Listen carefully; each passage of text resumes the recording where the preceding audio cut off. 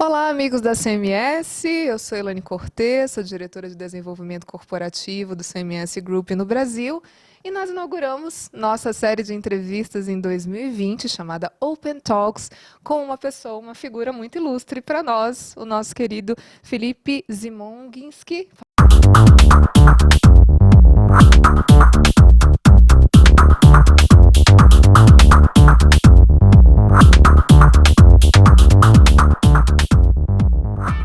O Felipe é uma das pessoas que nós trabalhamos em 2019 aí com algumas palestras. Nós estivemos juntos no FinenPay no ano passado, estivemos juntos no CMS Business Revolution.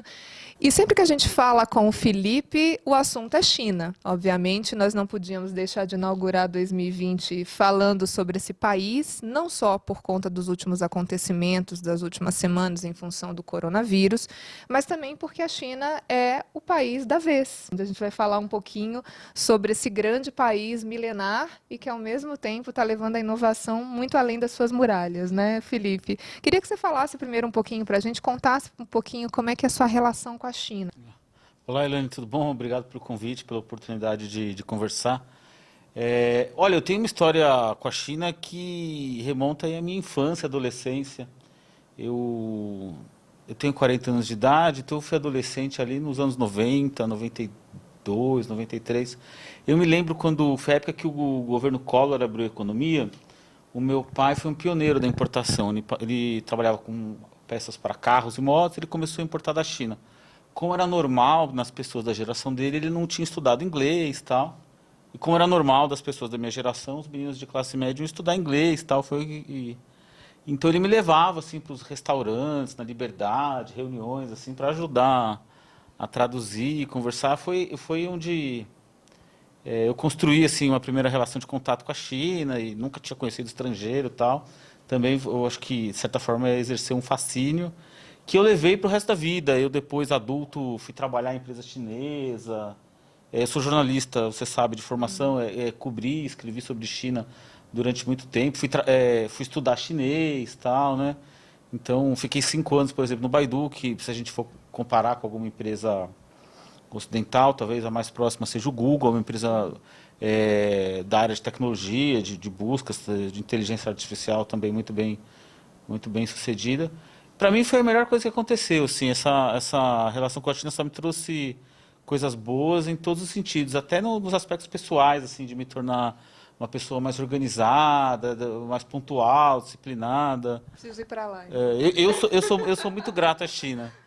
Me fez muito bem. Que legal. Então, essas últimas, enfim, desde dezembro a gente tem tido aí essas notícias sobre o coronavírus. Você foi para lá, né, desde então? Como é que você, mesmo não tendo ido, como é que você analisa o contexto agora do coronavírus para a China? Quer dizer, a Ásia já passou por esses surtos antes, com algumas síndromes respiratórias que aconteceram aí nos últimos anos, mas atacar a China, um país tão denso popularmente, é bem complicado. E como é que você analisa isso para a China e como é que você analisa essas notícias que chegam para nós? Quer dizer, elas chegam de forma piorada? Como é que é o convívio do chinês com esse tipo de surto? Eu fui lá a última vez em outubro, tinha uma viagem programada agora. Esse momento que a gente está conversando, a gente está gravando isso em fevereiro, era para eu estar lá, a gente adiou a viagem porque não havia clareza de qual seria a situação, né? O que a gente sabe é que esse surto ele começa numa cidade chamada Wuhan, agora se tornou famosa mundialmente, fica numa província cujo nome é Hubei.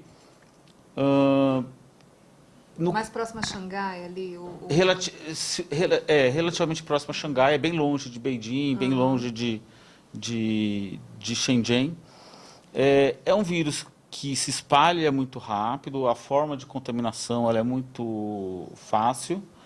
No entanto, ele, pelo que agora que a gente tem um pouco mais de informação sobre o comportamento dele, o DNA dele, ele não é um vírus tão agressivo. A taxa de mortalidade de pessoas que foram contaminadas e depois vieram a óbito é de 2%. Isso causa muito pânico, mas assim, 2% é mais ou menos equivalente à taxa de mortalidade da influenza, que é uma gripe normal. normal. É muito mais baixa, por exemplo, que a taxa de mortalidade do H1N1, que foi uma epidemia que teve no México, no sul dos Estados Unidos. A própria gripe aviária, inclusive. A gripe aviária é um exemplo de uma gripe, o SARS, né, que ocorreu na China em 2003, então, 17, 18 anos que aconteceu. O que nós sabemos é que a China tem a maior população do mundo, aquela costa oriental é muito adensada populacionalmente, e historicamente, para garantir segurança alimentar, o convívio entre criação de animais para o abate e seres humanos é muito próxima. Então isso favorece eventualmente o surgimento de alguns vírus que possam sofrer mutações que se adaptem ao organismo humano, né? O que eu vejo assim em relação ao noticiário que nós temos acesso, acho que é importante levar alguns fatores em consideração. Em primeiro lugar, a China mudou muito de 2003, a época da SARS, para o cenário atual. Um dos fatores que mudou muito é o grau de transparência e de informação que o governo chinês aceita compartilhar. Então, se na época da SARS as informações eram muito restritas, isso foi ruim, porque se você não divulga, as pessoas não sabem como se proteger, não evitam deslocamentos. Agora, eu acho que foi talvez o pecado do excesso. As informações são muito alarmantes, são muito transparentes. Ontem, por exemplo, houve um ajuste no número de pessoas infectadas, ele subiu muito. Mas não é subiu porque tem mais pessoas infectadas, eles simplesmente mudaram a metodologia. Se um exame de raio-x mostra tal coisa, vamos considerar que esse é um caso suspeito e tal. Isso significa adaptabilidade também, rápida também, e resposta rápida. Resposta rápida, mas assim, acho que a imprensa internacional e a própria opinião pública interna da China não estavam acostumados com esse nível de transparência. Então, por um lado, ele causa um pânico maior, isso pode ser ruim, mas, por outro lado, ele permite uma resposta muito acelerada. O diretor-geral da Organização Mundial deu uma declaração nesse sentido, que o comportamento da China deve se tornar um benchmark, uma referência para outros episódios, assim, colocar as pessoas em quarentena, pedir para as pessoas trabalharem de casa, ou quem sair na rua usar máscara. As medidas tomadas são muito eficientes. Há uma perspectiva relativamente otimista, porque agora já é primavera na China, a temperatura está subindo. O inverno impacta muito, né? Epidemias respiratórias acontecem no inverno, né? Porque as pessoas ficam juntas, ficam fechadas. E também porque, sim, eu não sou médico, não sou infectologista, mas a gente sabe que o vírus ele sobrevive melhor na gotícula que eu espalho, cai na minha roupa, cai na mesa, com a temperatura mais baixa. A temperatura mais alta ele tende a morrer mais rapidamente, né? Então, há uma expectativa que a vida vá se normalizando no final desse mês, começo de março, e talvez em abril já se possa entender como superada essa crise. Mas que deixa graves consequências do ponto de vista econômico. Isso né? que eu ia te perguntar. Como a China tinha grandes planos para 2020, né? Nesse ano, nós temos aí uma média de crescimento que vem atingindo entre 9% e 10% todo ano da China. E como é que um vírus como esse e o fato de algumas empresas não deixarem seus executivos ir para lá, trabalharem de casa, como é que isso impacta na economia chinesa e nos planos dela para 2020? Sem dúvida há um impacto forte. Estima-se, diferentes institutos, que o PIB chinês deve crescer 1,2, 1,3 ponto percentual a menos do que o projetado.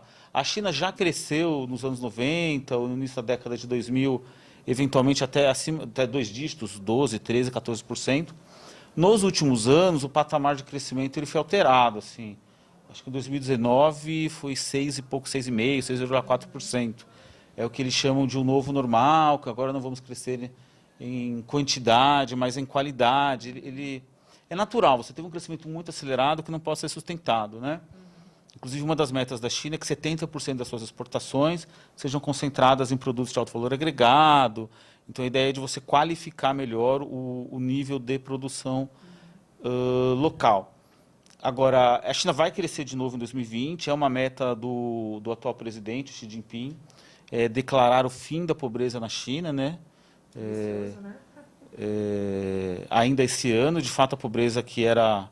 Estava lendo ontem sobre isso. Nos anos 80, se estimava-se que 96% da população, quase a totalidade, eram pessoas que podiam ser consideradas pobres. Né? Hoje, você tem um índice ali que talvez fique entre 5% e 4%.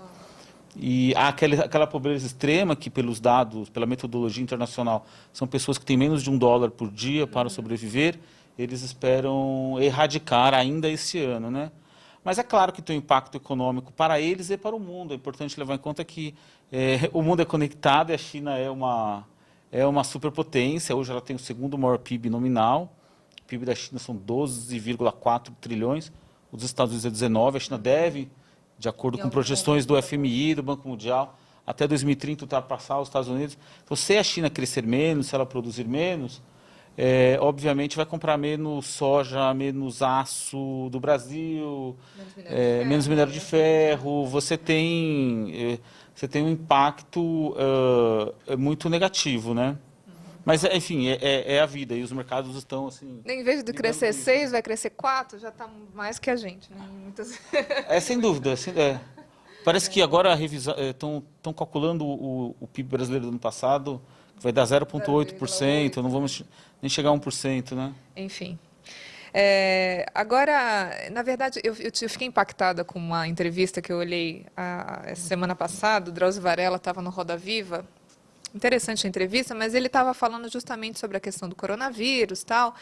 E ele falou uma coisa muito interessante sobre a China. Ele disse assim: eu fui gravar há 10 anos atrás na China um documentário, e ele falou que ele se espantou que os hospitais pareciam hospitais da década de 50 do Brasil. E eu me espantei com aquele. Ele falou, isso faz com que, para mim, como médico, não tenha tanta certeza sobre a amplitude realmente real do vírus e se realmente as pessoas estão sendo diagnosticadas bem e tal. Ao mesmo tempo, você tem notícias de que o governo chinês levanta 2 hospitais em algumas semanas do chão e super equipa para receber exatamente as pessoas infectadas com esse vírus. Então, assim, quão avançado de fato é a saúde chinesa? Ela está de acordo com esse avanço nas outras áreas também? Bom, quem sou eu para contestar o Drauzio Varela, né? Mas o que eu posso dizer é que em 10 anos a China mudou radicalmente. Tem uma história que a Sônia Bride, que foi repórter da Globo, correspondente na China, ela conta que estava vivendo lá e deixou umas roupas na lavanderia e tal. E depois ela recebeu um telefonema que alguém da família dela, não me lembro se era o pai, o tio, teve um problema no coração, ia fazer uma cirurgia. Então ela veio às pressas para o Brasil acompanhar a cirurgia, deu tudo certo, a pessoa ficou bem, passou 15 dias aqui e retornou à China.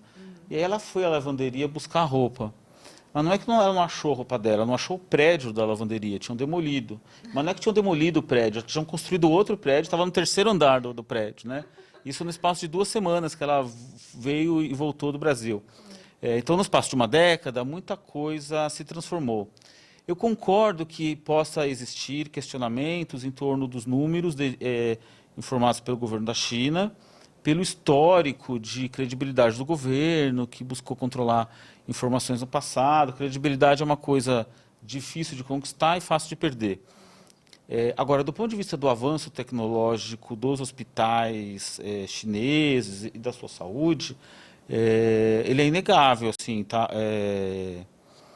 Até porque a regulação local permite que se implemente muitas outras inovações. Eu posso dizer que é moderníssimo. Posso até compartilhar alguns casos específicos. Assim, a China tem a maior população do mundo, 1,4 bilhão. A China, embora seja um país oficialmente uma república popular socialista, eles chamam de socialismo com características chinesas. Autores ocidentais vão definir como capitalismo de Estado. Mas, enfim, o fato é que ele não possui um sistema único de saúde. Não existe saúde pública universal. Existem hospitais públicos, mas os hospitais públicos são pagos. Não porque o governo seja maldoso ou não quer dar saúde para a população, mas o cálculo é que uma população desse tamanho, de 1,4 bi, você não consegue atender. Aliás, assim, em nenhum lugar você consegue atender tanta gente. Não existe nenhum país no mundo que oferece um sistema único de saúde para 200 milhões de pessoas. Aliás, existe um, é o Brasil. SUS, né? O SUS. Os outros, até existe o NHS no Reino Unido, Canadá, mas são populações bem menores, né? Então, por exemplo, a China, existem empresas na China que usam algoritmos de inteligência artificial para fazer a triagem das pessoas que querem procurar o hospital. Se você conversar com qualquer médico, não sei se você tem médicos na sua relação pessoal, eles sempre se queixam assim, no dia que eu estou de plantão, vai um monte de gente no pronto-socorro, não precisava estar lá e tal, né? O que é péssimo para sobrecarregar a infraestrutura e é péssimo para o próprio paciente. Porque se ele vai a um lugar onde estão circulando vírus e bactérias sem precisar estar lá, ele pode se expor a se contaminar, né? Então, você tem uma empresa, por exemplo, como a WeDoctor, lá na China, que faz isso.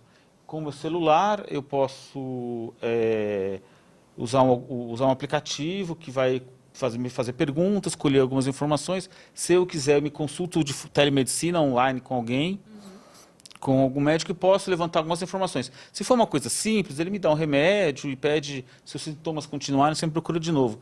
Se for mais grave, aí sim ele pede para marcar uma consulta presencial.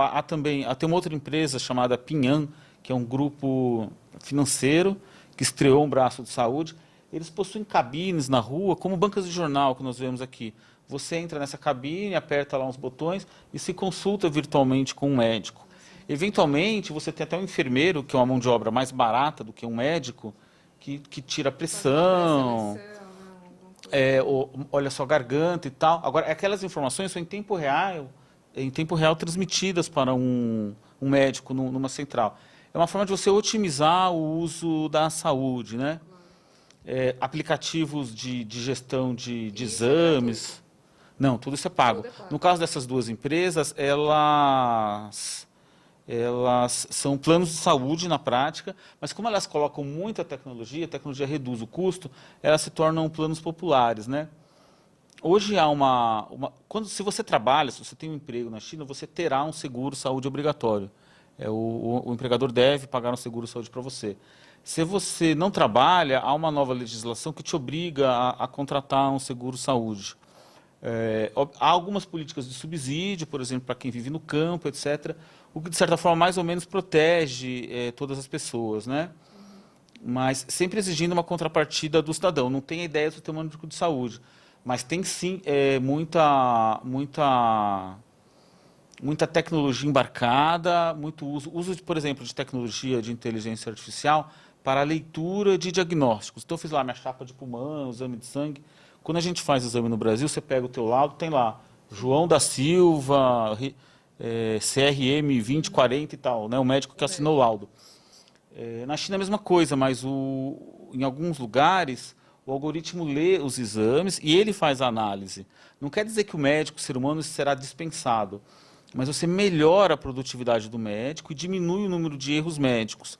O médico recebe um relatório que já está analisado e com pontos de atenção, que ele deve olhar atenção e tal. E aí ele lê, tá, a máquina falou que está correto, também concordo, ele assina. Tem tal ponto de atenção, que ele nem reparou. E ele pode conversar melhor com o paciente naquilo. Mas com esse auxílio da tecnologia, da máquina, o médico que conseguia fazer, sei lá, 20 laudos, 20 análises na jornada de trabalho dele, pode fazer 30, 40, 50.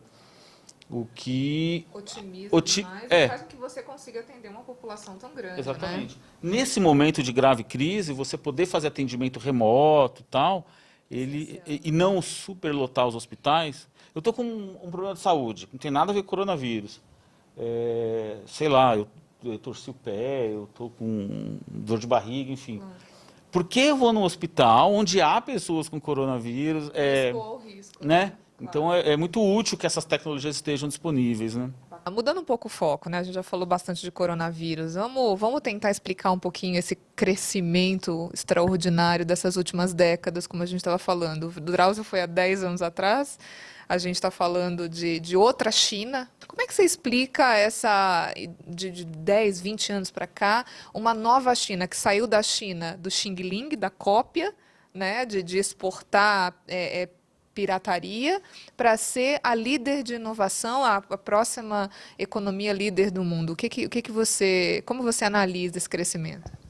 Veja, eu acho assim, a China ela tem uma tradição de inovação que remonta a milênios, assim. Os chineses inventaram a pólvora, os fogos de artifício, o macarrão, o papel moeda, né? Há um período na história da China e que é um período em que toda a Ásia sofre muito, a Ásia e a África, com o colonialismo europeu, em que, de fato, ela entra em declínio, e uma série de guerras, invasões, que prejudicaram muito o seu desenvolvimento econômico, né? A própria experiência de planificação econômica do comunismo, ela dificulta, em muitos aspectos, a inovação, a livre iniciativa e o empreendedorismo. A partir dos anos 80, quando eles fazem reformas econômicas, escolhem zonas econômicas especiais, do tipo, a China continua sendo socialista, mas essa região aqui, a ilha de Pudong, essa região aqui, a região de Shenzhen, pode tudo. Pode investimento estrangeiro direto, pode livre iniciativa, pode propriedade privada da terra, da fábrica, etc. A partir desse momento, câmbio desvalorizado, eles criam um sistema econômico, legal, uma infraestrutura, e se valiam de uma mão de obra abundante que vinha do campo para as cidades para trabalhar a preços muito baixos, em que as empresas internacionais, do tipo a Nokia, a LG e tal, elas achavam vantajoso economicamente instalar as suas plantas fabris lá. Então a China se industrializa.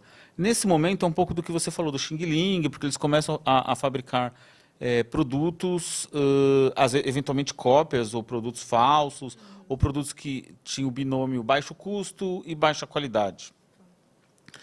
Mas isso permitiu que eles acumulassem saldos comerciais, saíssem de um estágio de pobreza, juntassem dinheiro para financiar um segundo passo. E esse segundo passo ele é recorrente em todos os países que fazem essa travessia, de um momento que a gente pode chamar de industrialização tardia ou de menor desenvolvimento tecnológico, para esse salto de evolução rumo à inovação. Quais são esses elementos? Investimento em ciência e tecnologia e investimento em educação. Educação por fatores, isso é recorrente. A Coreia dos anos 70, o Japão do pós-guerra, todos os países que realizam isso, houve um enorme esforço de educação em ciência. Hoje, qualquer um que está vendo a gente aqui, entrar lá no site da Organização Mundial da Propriedade Intelectual, vai ver que a China é o segundo país que mais apresenta, o primeiro país que mais apresenta pedidos de patente e é o segundo que mais obtém concessões de patente. A comunidade internacional reconhece. Por exemplo, uma das empresas chinesas, a Huawei, é a líder mundial no registro de patentes para a tecnologia 5G. Tecnologia 5G é algo absolutamente estratégico. Estima-se que o Brasil vai instalar 5G. Então a Claro, a Vivo vão comprar equipamentos. Vão comprar de quem? Da Huawei, da Cisco, da Nokia Siemens? Bem, quem ganhar a guerra 5G deve gerar no seu país 800 mil empregos qualificados e na década de 2020 a 2029 deve atrair US$ 1 trilhão em royalties. Porque se a Claro, a Vivo vai comprar, tem que pagar o royalty daquela tecnologia e tal, né? Isso, inclusive, tem tudo a ver com o momento de guerra comercial, em que os Estados Unidos, quem está na posição número 1, reage. Não há registro na história da humanidade de um país que está na posição número 1, que vê uma potência ascendente aqui, que não faz algum movimento tentando conter. Isso é normal, quer dizer, Napoleão declarou o bloqueio à Inglaterra, né? A história da humanidade é assim, né? Sim. Então a reação americana é mais ou menos dentro do roteiro, assim. Às vezes a gente se assusta porque o Trump ele não é diplomático, ele faz as coisas de um jeito meio amalucado, assim. Mas fosse outro lugar, também ia tomar medidas para tentar se proteger da China. Mas, assim, basicamente esses dois elementos, educação, ciência e tecnologia, um grande mercado interno protegido e uma política nacional desenvolvimentista. É curioso dizer isso, porque a gente vive um momento, no Brasil inclusive, mas em muitos outros países do mundo, em que uma agenda liberal é pregada como forma de acelerar o desenvolvimento. Eu não vou entrar nessa conversa de qual é a melhor agenda para o Brasil ou para outros países. Cada um tem a sua análise, a sua preferência. Mas o fato objetivo é que, no caso chinês, no crescimento da China, você ter um planejamento central da economia e ter um projeto nacional desenvolvimentista que produza ciência localmente, que fortaleça as empresas internas, etc., é o que gerou os resultados que a gente está vendo aqui. E aí a gente pode dar alguns exemplos assim, de setores em que a China se transformou de ponta, como 5G, né? Claro, como 5G. Você estava falando de duas potências aí das cidades chinesas, que assim, Beijing, obviamente, como capital, e Shenzhen, que a gente fala Shenzhen, mas você fala Shenzhen, né? Shenzhen. E, obviamente, tem outras que a gente conhece, Xangai, Hong Kong, enfim, dentro de um contexto. Mas existe aí ainda uma China que é rural, né? Uma área que, apesar de que você falou que está se desenvolvendo e eliminando a pobreza ao mesmo tempo, ainda tem umas diferenças. Como é que é essa convivência entre entre as cidades e as áreas mais rurais e milenares, num país tão vasto e tão, assim como o Brasil, com diferenças geográficas tão gritantes, e essas áreas mais desenvolvidas? Como é que a convivência é para o povo chinês? Assim, milenar quase toda ação, né? Beijing, embora seja uma metrópole, tem 3.000 anos, mas Shenzhen é uma cidade relativamente nova, Shenzhen né? Shenzhen não é milenar, Shenzhen não tem história, assim, né? Era uma vila de pescadores que virou uma cidade. O desenvolvimento da China, como de muitos outros países do mundo, ele é desigual. Então, a costa oriental, ela é muito rica e desenvolvida. Na costa oriental está Beijing, está Xangai, está Shenzhen, está Hangzhou. Quando você se desloca para o oeste, de fato, o nível de desenvolvimento ele é muito diferente, ele é menos sofisticado. Países em processo de desenvolvimento, portanto, que ainda não são ricos, caso do Brasil, eles têm uma média de 80% da sua população vivendo nas áreas urbanas. A China tinha, em 1980, 20% da população na área urbana e 80% na região rural. Hoje ela tem 60% nas cidades. Ou seja, ela, em termos de movimento campo-cidade, ela ainda preserva uma população rural muito grande. Uma população rural acima da média de países em desenvolvimento. O que isso significa? Que tem espaço para você continuar urbanizando e desenvolvendo o campo, o que sinaliza o potencial de crescimento continuado para o oeste da China. Dentro desse papo que a gente citou de um planejamento centralizado economicamente, a cidade de Beijing, que é a capital política, porque lá fica o Congresso Nacional, o escritório do Poder Executivo, mas ela concentra várias universidades, como a Tsinghua, Peking University, que são do tipo a Stanford, o Harvard, o MIT da China. Então você tem essa inteligência, você tem mão de obra muito qualificada e você tem as grandes empresas da área de software, algoritmo, inteligência artificial. Por exemplo, o Baidu, que trabalha com buscas, é software, o principal escritório fica lá num bairro chamado Haijian, em Beijing. Quando você se desloca mais ali para o meio, onde está Xangai, Xangai tem a principal bolsa de valores da China continental. Perto de Xangai tem uma cidade chamada Hangzhou. Hangzhou está a sede do grupo Alibaba, que é o principal e-commerce do país. Então, e-commerce, fintech estão nesse hub ali, Xangai e Hangzhou. E em Shenzhen, Shenzhen é o Vale do Silício da China, Shenzhen é o lugar onde 90% dos hardwares no mundo são feitos. Provavelmente esse teu microfone deve ter sido integrado lá, ou tem alguns componentes feitos lá, a câmera que está nos gravando. Shenzhen é uma cidade mais focada em hardware, até porque a sua posição geográfica favorece isso. Ela é uma cidade portuária, né? Era uma vila de pescadores, e ela é contígua a Hong Kong, ela está do ladinho de Hong Kong. É uma fronteira política, basicamente, porque Hong Kong foi colonizada por ingleses após a Guerra do Ópio. Hong Kong é outra conversa, assim, ele tem outro modelo de desenvolvimento. Hong Kong é de fato um modelo liberal, de baixos impostos, quase um paraíso fiscal, eventualmente. Atrai muita indústria financeira internacional, grandes corporações de bancos lá estão, tem uma outra dinâmica, né? Mas é basicamente esse eixo muito rico e o campo ali num estágio diferente.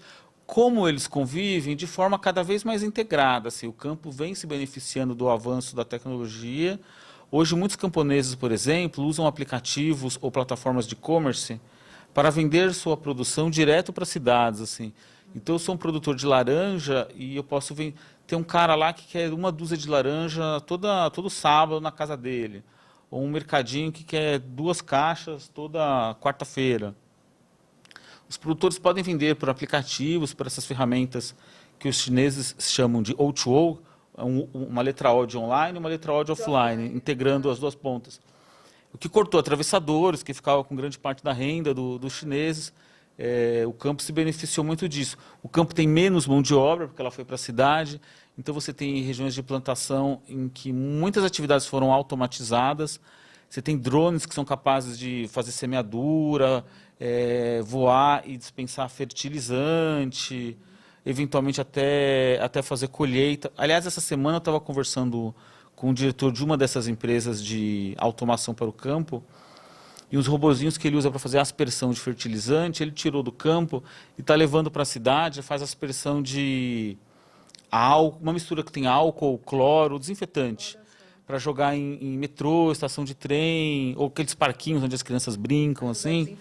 Justamente, é para diminuir a chance de disseminação de vírus respiratórios, bactérias, nesse momento de crise. Interessante, interessante. A gente vê o varejo chinês, eu acho que é o epicentro, eu acho que é a coisa mais visível para nós hoje em dia do quanto é diferente chegar na China e se deparar com a forma nova das pessoas comprarem, que a gente entende, sei lá, uma coisa mais futurista, né? Quando a gente chega, tem uma ideia. Quais os diferenciais desse varejo? Como é que ele conseguiu se diferenciar tanto usando a tecnologia, né? Assim, existem várias indústrias em que a China se transformou. O varejo possivelmente seja um dos segmentos em que a China está mais avançada em relação ao resto do mundo. O outro talvez seja a área de pagamentos, fintechs. Primeiro ponto, de fato a China é uma sociedade cashless, é o único caso de sociedade, nesse momento, cashless no mundo. Rigorosamente, você está com sede na rua, com uma nota de dinheiro no bolso, às vezes você não consegue comprar uma garrafa d'água. Não é que o cara vai se recusar a receber dinheiro, ele não tem troco, ele não sabe como é que funciona e tal. Ele quer receber por uma transferência mobile. Eu me lembro que eu estava esperando um colega que foi comprar um sorvete numa loja lá. Enquanto eu aguardava, me abordou uma moradora de rua e me pediu um dinheiro, né? Eu disse para ela, eu vou meio Tien, não tenho dinheiro. Ela falou, não faz mal, botou a mão na camiseta e tirou um cordãozinho que tinha uma cartolina com QR Code. Falei assim, ela me transfere por WeChat.